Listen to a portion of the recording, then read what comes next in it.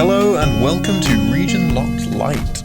The European market is largely made up of games from developers that come from the region, developing titles that never leave their origin country.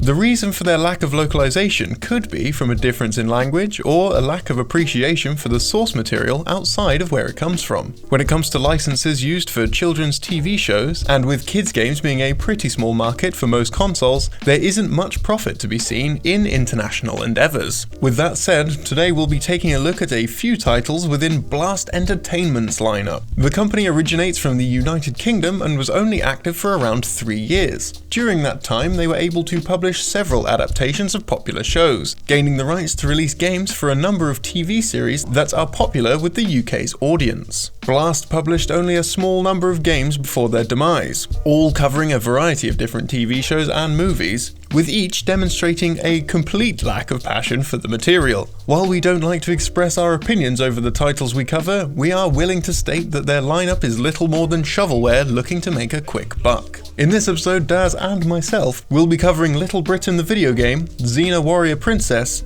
and Dazz will be starting with Mr. Bean. Enjoy!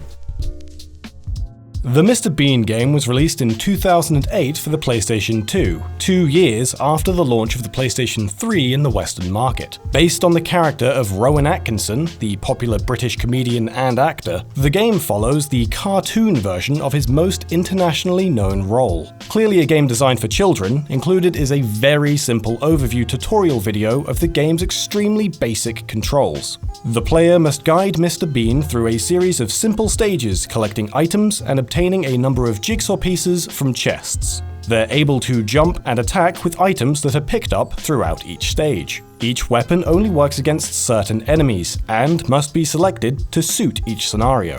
As the game was created for kids, level design is of a fairly basic nature, and designed to be anything but challenging. However, the game is extremely difficult due to the lack of polished controls. Springs have a bizarre delay on being activated, making traversal over large gaps painstakingly annoying.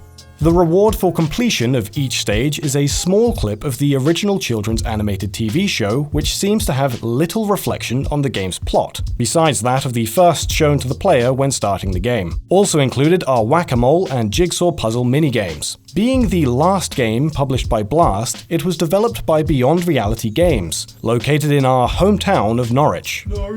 We're sorry. The company has changed in many ways, and is now known as Eyewear Designs. They now create a number of games for mobile platforms, as well as working as a consultancy service for the IT community. I will now pass you on to Greg for some Xena action.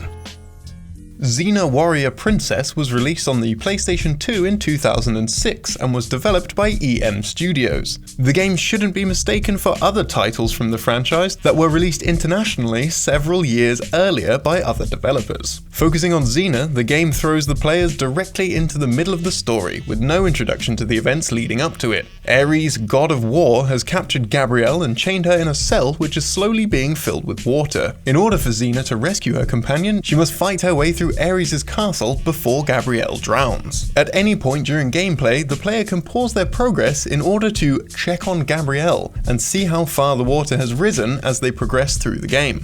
The result of this aspect of the title is a hard time limit on the player to complete the game, limiting them to roughly an hour and a half of playtime before Gabrielle drowns. By collecting special items, it's possible to reverse time within the chamber and have the water level descend. The logic behind the item leaving all time outside of the chamber unaffected is never explained, but in order to collect them, the player must first traverse through various stages, defeating thugs and solving tedious puzzles. The player controls Xena, of course, and has a number of attacks at their disposal. Xena is capable of punching or drawing her sword to swing an attack. It is possible to target enemies to keep the camera drawn to them, or the player can attack from a distance by throwing Xena's signature chakran. The game's controls are anything but refined, with moves being mapped to bizarre button choices. Movement is extremely floaty, and navigating the stages can be, quite frankly, a massive struggle, with the Xena Warrior Princess brand being one that has gained a large following around the world. It's a surprise to see such a respected character be granted such a poor title. Released in 2007 on the PlayStation 2, PSP, and Windows, Little Britain the game is based on the comedy sketch show created by David Walliams and Matt Lucas. Rather than follow any cohesive plot, the title is a series of minigames featuring characters from the show. Each minigame is supposed to take the form of a sketch within the show. As with Mr. Bean, the reward for completing each game is a small clip taken from the original material. Each character is voiced by both Lucas and Williams, the original writers and actors featured in the show, who also assisted with the game's script. Tom Baker, famous for his portrayal as the Fourth Doctor in Doctor Who, also lends his voice as the game's narrator, as he does with the series. These games are fairly simple, starting with Vicky Pollard's game, in which she must don a pink bikini and ride her roller skates to collect CDs in a park. Lou and Andy appear in a swimming pool, recreating the top-rated comedy sketch of all time from the show, as determined by a 2005 poll from Channel 4 in the UK. Andy must climb to the highest diving board to perform tricks behind Lou as he talks with a lifeguard. Marjorie's game sees her in a supermarket built like a maze, playing similar to a game of Pac-Man with a more limited view and enemies that are faster than the player. The goal is to eat as many cakes as possible. Letty must attack frogs in the form of a whack-a-mole minigame. Emily and Florence play a game of British football, or soccer for you Americans, with a really weird set of rules. Then comes a simple puzzle game clone of Puyo Puyo or Columns, which is supposed to be based on the characters of Maggie and Judy. And finally is Daffod's minigame, which has him riding his bike through a village as he collects copies of the Gay Times and must run over other homosexuals while avoiding obstacles.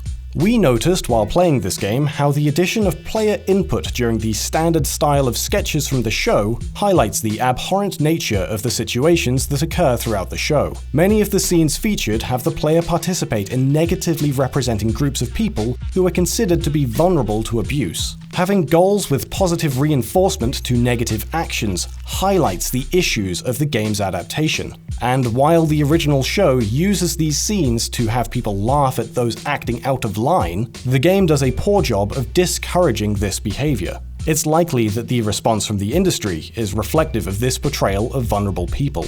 Upon release, review scores were significantly low, with GameSpot giving the game 1.6 out of 10 based on 7 different reviews. Its game ranking score is only 16%, making it the second lowest rated game on the site after the notoriously awful Big Rigs Over the Road Racing.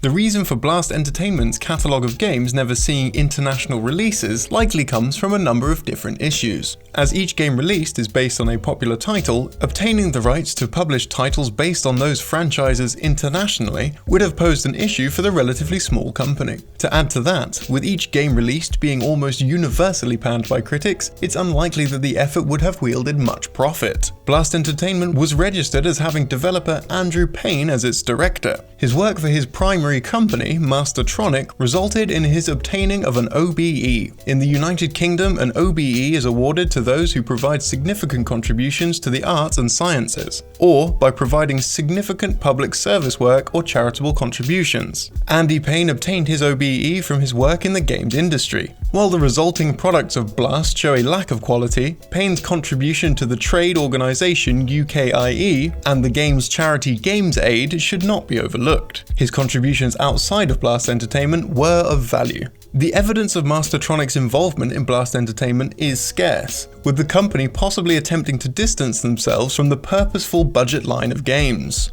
We could talk about more of Blast's sordid past, but perhaps we'll leave that for another time. For now, why not check out these other videos on screen? You could even subscribe to see more Region Locked episodes where we sometimes actually talk about good region-exclusive games.